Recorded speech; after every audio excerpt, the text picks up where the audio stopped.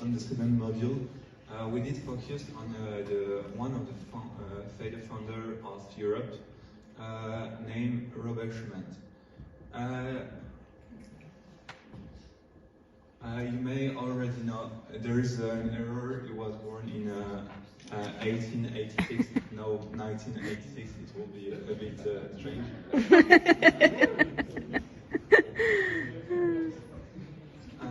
Robert Schuman was born in 1886 and was born during the occupations of the Alsace-Moselle by the German empires. So he gets the double nationality, French and German.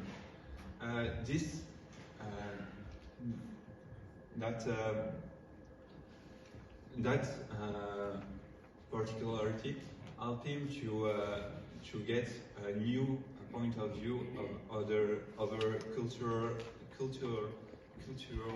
differences between them, and he quickly developed a peaceful way to see Europe, and was one of the main supporters of an Europe of nations with peaceful exchanges. As such, he actively acts against wars during the period between the First World War and the Second one.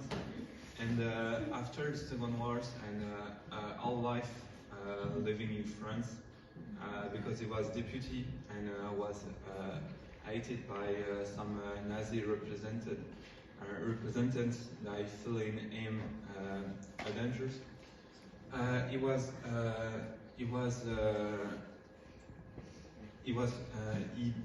He became part of the French government and started to work on a project between Germany and France that will help him and help them to rebuild and make the way in the future.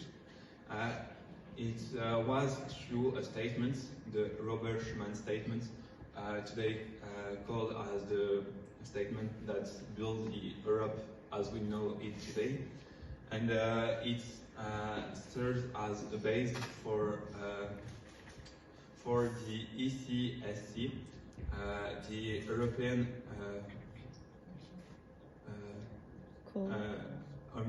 European Comics of Steel and Coal.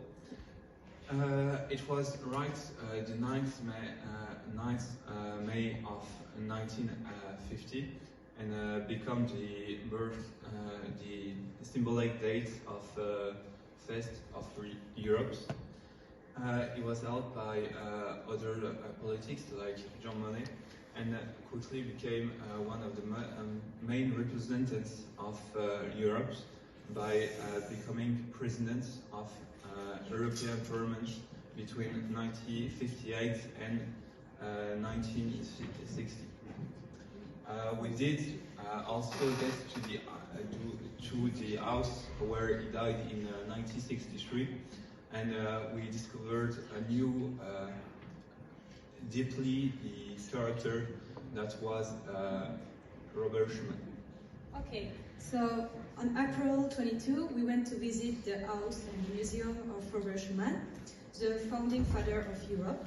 Located in Sichazet, near Metz, it's a part of the national and European memories and had a great role to keep alive that grateful character that deeply changed Europe. To start, we ate in the beautiful garden, which is over time always cared for.